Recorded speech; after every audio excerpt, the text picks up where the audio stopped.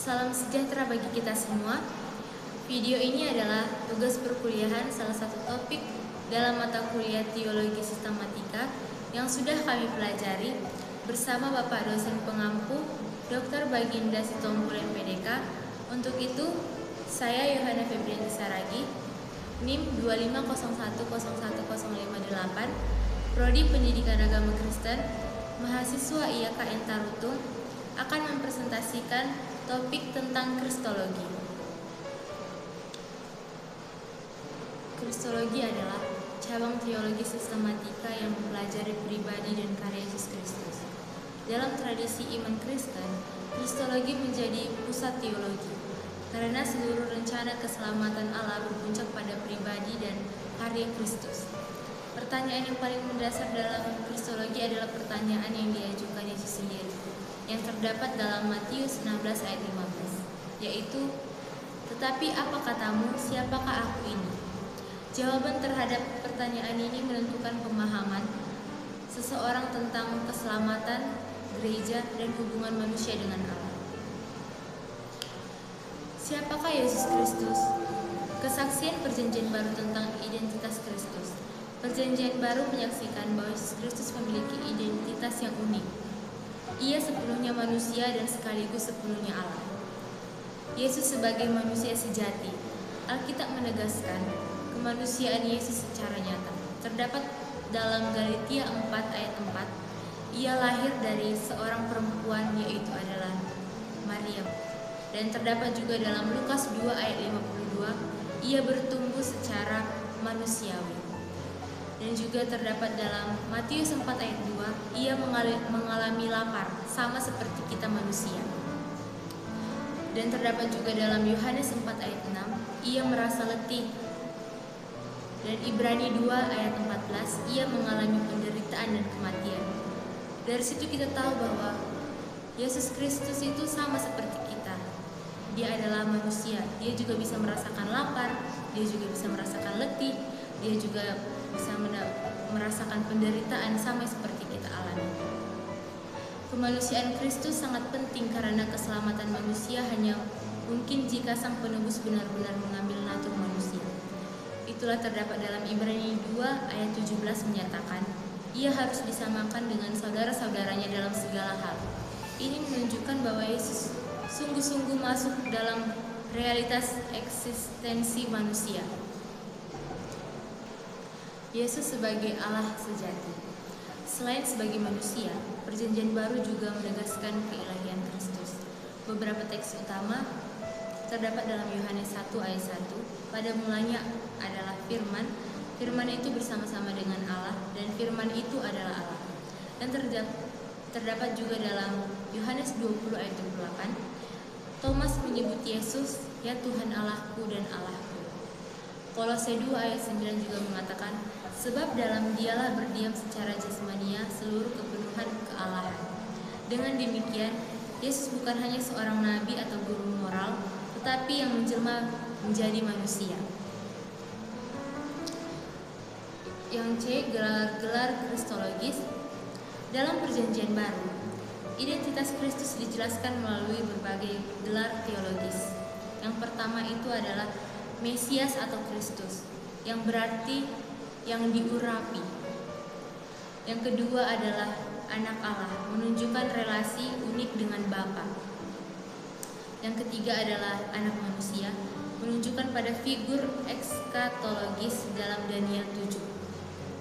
Yang keempat adalah Tuhan atau Kyrios, gelar yang dalam Septuaginta digunakan untuk YHWH. Penggunaan gelar-gelar ini menunjukkan bahwa gereja mula-mula memahami Yesus dalam kerangka keilahian dan otoritas ilahi. Selanjutnya, permasalahan Kristologi. Dalam sejarah gereja, pemahaman tentang Kristus tidak selalu berjalan tanpa konflik. Banyak perdebatan teologis muncul terkait bagaimana memahami hubungan antara keilahian dan kemanusiaan Kristus. Beberapa problem utama dalam Kristologi antara lain. Yang pertama itu, bagaimana Allah bisa menjadi manusia?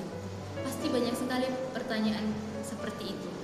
Ini adalah paradoks teologis terbesar dalam kekristenan. Allah yang transenden dan kekal masuk ke dalam sejarah manusia yang terbatas. Terdapat dalam Yohanes 1 ayat 14 menyatakan, Firman itu telah menjadi manusia dan diam di antara kita. Pertanyaan teologisnya, apakah keilahian Kristus berubah ketika ia menjadi manusia? Dan apakah kemanusiaannya nyata atau hanya tampak? Yang kedua itu ada hubungan antara dua natur Kristus. Pertanyaan lain yang muncul, apakah Yesus memiliki dua natur terpisah? Apakah natur manusianya bercampur dengan natur ilahi? Dan ketiga itu, apakah salah satu natur lebih dominan? Pertanyaan-pertanyaan ini melahirkan berbagai ajaran yang kemudian dianggap sebagai heresi atau ajaran sesat. Beberapa penyimpangan kristologi dalam sejarah gereja. Yang pertama itu dekotisme. Dekotisme mengajarkan bahwa Yesus hanya tampak sebagai manusia, tetapi sebenarnya tidak sungguh-sungguh manusia. Masalahnya, jika Yesus tidak benar-benar manusia, maka ia tidak benar-benar mati, sehingga keselamatan manusia menjadi tidak mungkin. Yang kedua itu Arianisme. Ajaran ini menyatakan bahwa Yesus bukan Allah sejati, melainkan makhluk ciptaan yang tertinggi. Pandangan ini ditolak oleh gereja dalam Konsili Nikea pada 325 Masehi. Yang ketiga itu Nestorianisme. Ajaran ini memisahkan dua natur Kristus secara ekstrim, sehingga tampak seperti ada dua pribadi dalam Yesus. Yang keempat itu ada monofisitisme. Pandangan ini mengajarkan bahwa Kristus hanya memiliki satu natur, yaitu natur ilahi. Sebagai respon terhadap perdebatan tersebut, gereja merumuskan doktrin resmi dalam Konsili Chalcedon 451 Masehi yang menjadi dasar kristologi ortodoks. Dua natur Kristus. Doktrin dua natur Kristus dikenal sebagai hypostatic union atau persatuan hipostatik. Rumusan Chalcedon menyatakan bahwa Kristus adalah satu pribadi dengan dua natur, yaitu ilahi dan manusia, tanpa percampuran, tanpa perubahan, tanpa pembagian, dan tanpa pemisahan. Yang pertama itu natur ilahi Kristus. Natur ilahi berarti Kristus memiliki seluruh atribut Allah, yaitu kekekalan, terdapat dalam Yohanes 8 ayat 58. Yang kedua itu kemahakuasaan, terdapat dalam Matius 28 ayat 18. Yang ketiga itu kemahatahuan, terdapat dalam Yohanes 2 ayat 25. Dan yang keempat itu kemahahadiran, terdapat dalam Matius 18 ayat 20. Ini menegaskan bahwa Kristus benar-benar Allah. Natur manusia Kristus. Yesus juga memiliki natur manusia yang nyata, sama seperti kita. Yesus juga memiliki tubuh manusia, sama seperti kita, jiwa manusia, emosi manusia, kehendak manusia. Contohnya, Yesus menangis, terdapat dalam Yohanes 11 ayat 35. Kemanusiaan ini penting karena hanya manusia yang dapat menggantikan manusia dalam karya penebusan. Yang ketiga, persatuan dua natur. Dua natur ini bersatu dalam satu pribadi Kristus, bukan dua pribadi, bukan campuran natur, tetapi dua natur dalam satu pribadi, one person, two natures. Persatuan ini memungkinkan Kristus menjadi mediator antara Allah dan manusia, terdapat dalam 1 Timotius 2 ayat 5. Dan inkarnasi dan kenosis. Doktrin inkarnasi. Inkarnasi berasal dari kata Latin incarnatio, yang berarti menjadi daging. Inkarnasi dan kenosis. Doktrin inkarnasi. Inkarnasi berasal dari kata Latin incarnatio, yang berarti menjadi daging. Inkarnasi adalah tindakan Allah, Anak yang mengambil natur manusia tanpa kehilangan keilahiannya. Ayat utama Yohanes 1 ayat 14. Firman itu telah menjadi manusia. Inkarnasi bukan berarti Allah berhenti menjadi Allah. Allah berubah menjadi manusia. Melainkan Allah mengambil natur manusia. Dengan demikian, dalam Yesus terdapat keilahian dan kemanusiaan secara kebersamaan. Dari situ kita bisa dapat mengerti bahwa Yesus 100% Allah dan Yesus itu 100% manusia. Bukti kealahannya yaitu mengampuni dosa dan menyembuhkan orang sakit dan lain-lain. Tujuan inkarnasi, beberapa tujuan inkarnasi menurut Alkitab. Yang pertama, menyatakan Allah kepada manusia. Terdapat dalam Yohanes 1 ayat 18, Anak tunggal Allah, dialah yang menyatakannya. Yang kedua, menyelamatkan manusia dari dosa. 1 Timotius 1 ayat 15, Kristus Yesus datang ke dunia untuk menyelamatkan orang berdosa. Yang ketiga, mengalahkan kuasa iblis. Terdapat dalam Ibrani 2 ayat 14, supaya oleh kematiannya ia memusnahkan dia yang berkuasa atas maut. Dan yang keempat, menjadi imam besar yang berempati. Terdapat dalam Ibrani 4 ayat 15, ia telah dicobai sama seperti kita. Reinkarnasi, tujuannya itu, reinkarnasi itu adalah menambahkan rupa lain atau rupa baru. Terdapat dalam Filipi 2 itu, berarti dia mengosongkan diri. Reinkarnasi perubahannya tidak seperti Spiderman, tetapi hadir dengan rupa yang baru. Doktrin kenosis. Dasar terdapat dalam Filipi 2 ayat 6-7. Ia yang walaupun dalam rupa Allah tidak menganggap kesetaraannya dengan Allah sebagai milik yang harus dipertahankan, melainkan telah mengosongkan dirinya. Kenosis tidak berarti bahwa Kristus kehilangan keilahiannya, tetapi bahwa ia secara sukarela membatasi penggunaan hak-hak ilahinya. Ia mengambil rupa seorang hamba dalam kondisi manusia, kehidupan dalam kerendahan. Dia hidup dalam kerendahan hati. Makna teologis kenosis. Kenosis menunjukkan beberapa hal penting. Yang pertama, kerendahan hati. Allah menyatakan diri bukan dalam kemegahan, tetapi dalam kerendahan hatinya. Yang kedua, pola hidup bagi orang percaya. Filipi 2 ayat 5 menyatakan, hendaklah kamu dalam hidupmu bersama menaruh pikiran dan perasaan yang terdapat juga dalam Kristus Yesus. Yang ketiga, paradoks kemuliaan Allah. Dalam teologi salib, kemuliaan Allah justru dinyatakan melalui penderitaan dan pengorbanan Kristus. Kesimpulan teologis, Kristologi menegaskan bahwa Yesus Kristus adalah pusat wahyu Allah dan karya keselamatan. Alkitab menyatakan bahwa ia adalah Allah sejati dan manusia sejati yang bersatu dalam satu pribadi. Inkarnasi dan kenosis menunjukkan bahwa Allah mendekati manusia bukan melalui kekuasaan semata, tetapi melalui kasih yang merendahkan diri. Dengan demikian, Kristologi bukan sekedar doktrin teologis, tetapi dasar iman Kristen yang menentukan pemahaman tentang keselamatan, gereja, kehidupan Kristen. Sebagaimana ditegaskan oleh Rasul Paulus, karena di dalam dialah tersembunyi segala harta hikmat dan pengetahuan, yang terdapat dalam Kolose 2 ayat 3.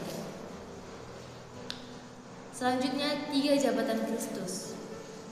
Dalam teologi sistematika, karya Kristus sering dipahami melalui konsep 3 jabatan Kristus yang dikenal sebagai munus triplex, threefold office. Nabi, yaitu adalah nabi, imam, dan raja. Konsep ini berakar pada struktur kepemimpinan religius dalam Perjanjian Lama, di mana Allah memimpin umatnya melalui 3 fungsi utama.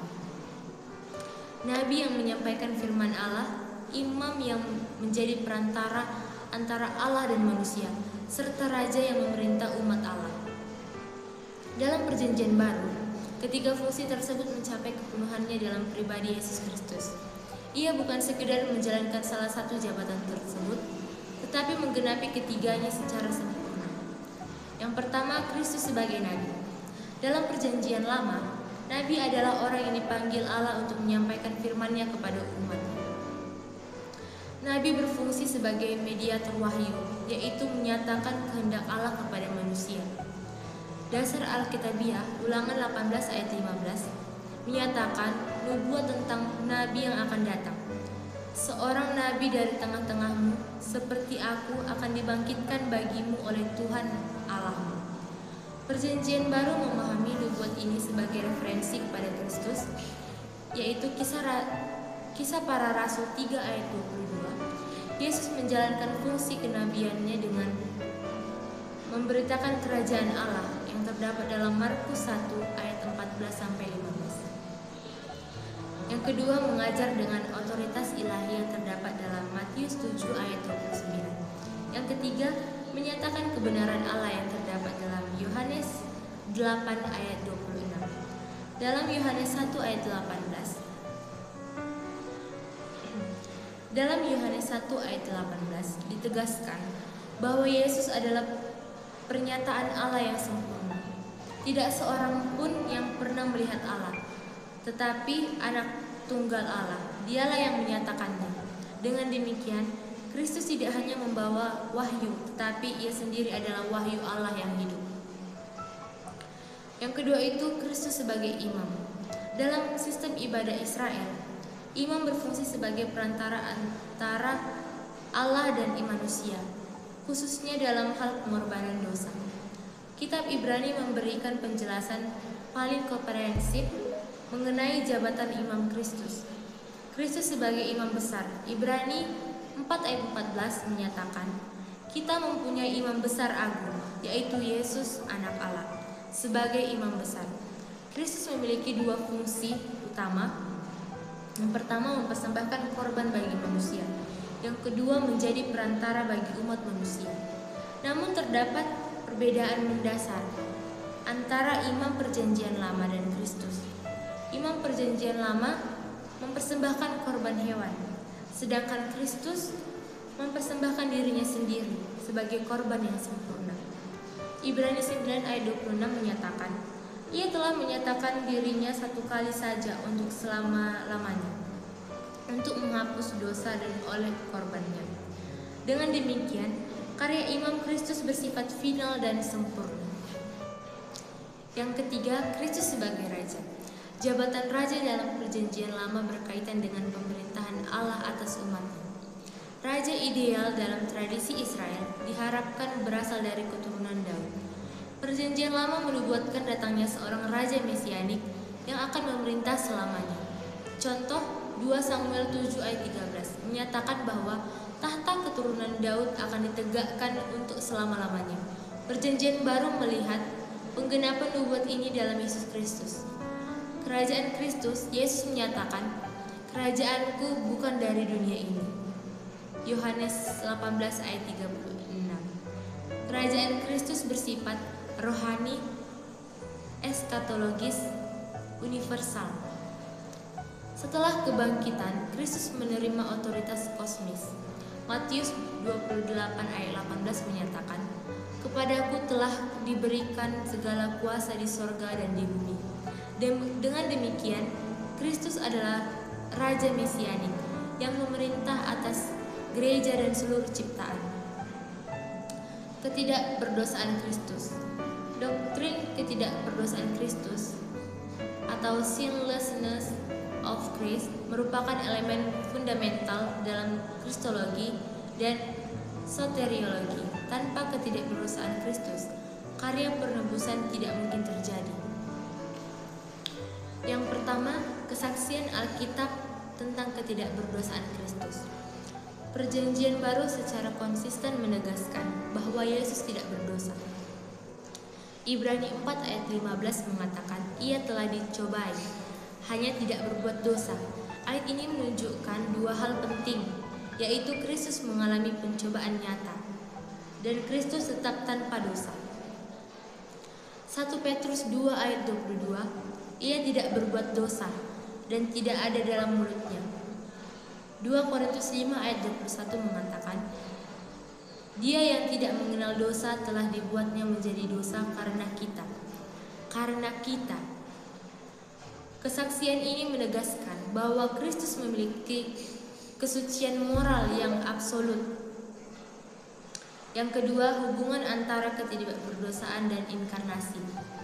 Ketidakberdosaan Kristus berkaitan dengan cara inkarnasinya. Kristus dikandung oleh Roh Kudus yang terdapat dalam Lukas 1 ayat 35, sehingga ia tidak mewarisi natur dosa yang biasa dimiliki oleh manusia. Dengan demikian, Kristus memiliki natur manusia sejati, tetapi tanpa natur dosa. Yang ketiga, implikasi soteriologis. Ketidakberdosaan Kristus sangat penting bagi doktrin penebusan.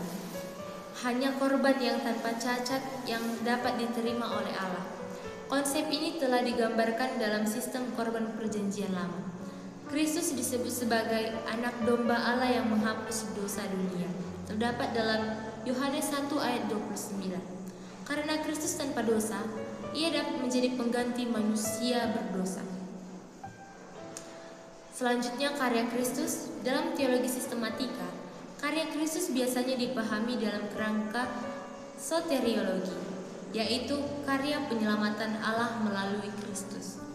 Karya Kristus dapat dilihat dalam beberapa tahap utama. Yang pertama, kehidupan Kristus.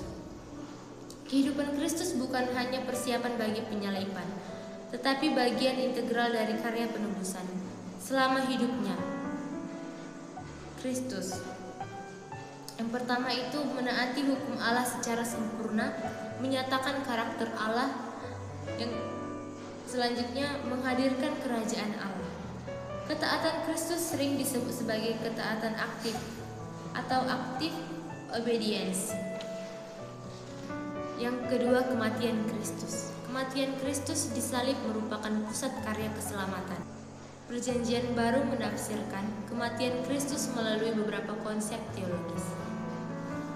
Yang pertama itu penggantian.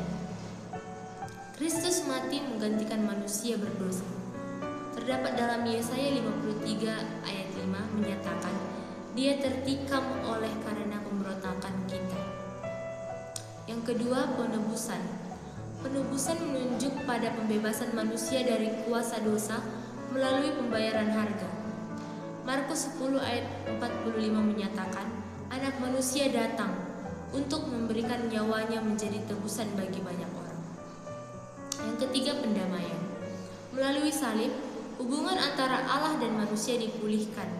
Roma 5 ayat 10 menyatakan bahwa manusia diperdamaikan dengan Allah melalui kematian Kristus. Yang keempat, pendamaian dosa. Kematian Kristus memuaskan keadilan Allah terhadap dosa. Roma 3 ayat 25 menyatakan bahwa Kristus menjadi korban pendamaian. Kebangkitan Kristus.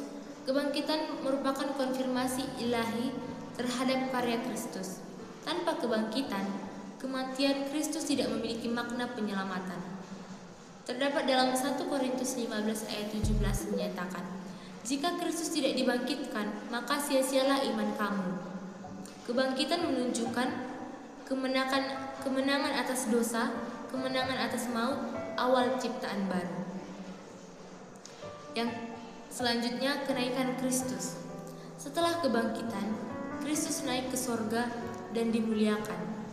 Efesus 1 ayat 20-21 menggambarkan bahwa Kristus sekarang duduk di sebelah kanan Allah Bapa.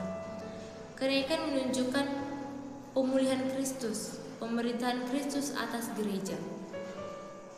Selanjutnya, pelayanan Kristus saat ini. Kristus tidak berhenti bekerja setelah kenaikannya. Ia terus menjalankan pelayanan sebagai imam besar yang menjadi pengantara, terdapat dalam Ibrani 7 ayat 25. Dan menjadi kepala gereja, terdapat dalam Efesus 1 ayat 22. Dan raja atas segala ciptaan. Kedatangan Kristus yang kedua. Karya Kristus akan mencapai kepenuhannya dalam parousia atau kedatangan kembali. Pada saat itu, Kristus akan menghakimi dunia dan kerajaan Allah akan dinyatakan secara penuh. Dan penembusan ciptaan akan disempurnakan olehnya. Kesimpulan teologi, Kristologi menunjukkan bahwa karya keselamatan Allah mencapai puncaknya dalam pribadi dan karya Yesus Kristus. Sebagai pertama nabi, Kristus menyatakan Allah kepada manusia. Yang kedua imam, Kristus mempersembahkan dirinya sebagai korban bagi dosa. Yang ketiga raja, Kristus memerintah atas umat Allah dan seluruh ciptaan. Ketidakberdosaan Kristus menjadikannya korban yang sempurna, sedangkan karyanya dalam kehidupan, kematian, kebangkitan, dan kenaikannya membuka jalan keselamatan bagi umat manusia. Dengan demikian, Kristologi bukan hanya doktrin teologis, tetapi fondasi bagi pemahaman tentang keselamatan, gereja, dan pengharapan eskatologis umat Kristen. Demikianlah penjelasan saya terhadap topik Kristologi. Semoga bermanfaat bagi kita dalam memahami Kristologi secara alkitabiah dengan baik dan benar. Terima kasih.